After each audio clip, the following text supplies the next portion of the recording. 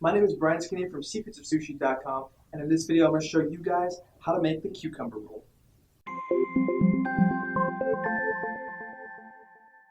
The cucumber roll has some very interesting history in ancient Japan because it's one of the older types of sushi recipes, and it's commonly referred to as the kappamaki.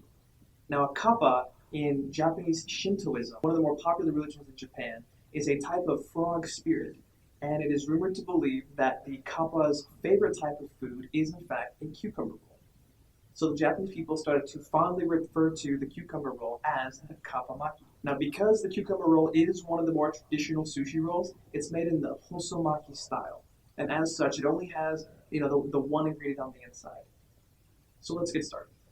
So to make this roll, I'm going to use half a cup of rice.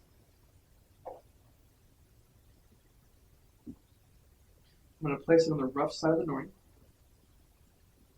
And I'm going to kind of roll it all the way over to all three edges. But you want to make sure that you're leaving about a centimeter to half an inch exposed at the top. Now, I've already cut the cucumber for this tutorial, but if you guys want the instructions on how to slice cucumber for sushi, be sure to go back to my website, secretsofsushi.com/cucumber-roll.html, or you can click on the link below. So as you can see, I have my cucumber right along the center of the rice. And it's important to note that you only want the cucumber to be about a centimeter wide. Because we're rolling all of the ingredients and the rice on the inside, we don't have a lot of real estate to work with. Now what I'm going to do is slide my thumbs underneath the roll and use my remaining fingers to hold the cucumber in place. And then I'm going to use my thumbs to roll it over until it touches the other side of the rice. And then give it a gentle squeeze down and a gentle roll back. And you can see that the rice and the nori are now touching the other side. Most of the rice, less of the nori.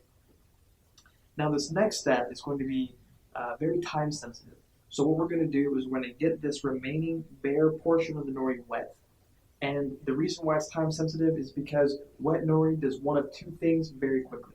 One, it becomes so soft that it tears. Or two, it starts to dry up very quickly and it gets very shriveled and unmanageable to work with.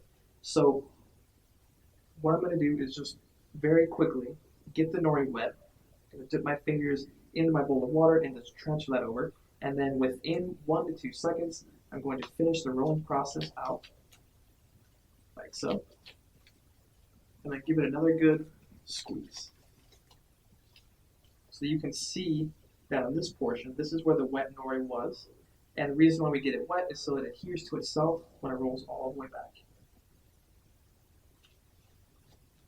Now it's super important that we allow the roll to dry a little bit to let that wet nori kind of set.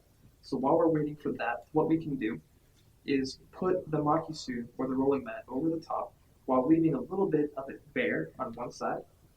You get your fingers slightly wet. You can push the ingredients back in.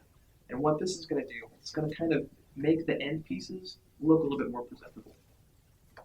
The same thing for the other side. There we go. And that should have given our roll just the right amount of time to be able to let it set. So you want to get your sharp knife. This is like a nagiba. We're going to get it slightly wet from either side. And the hosomaki roll is traditionally cut, the hosomaki style is traditionally cut into 6 pieces. So I'm going to cut the cucumber roll accordingly. So we're going to find the center mark, use long sawing motions to get all the way through. And that's going to make sure that we're not tearing the nori or smashing the rice. And we can set those 2 pieces side by side, and then we're going to cut that into thirds.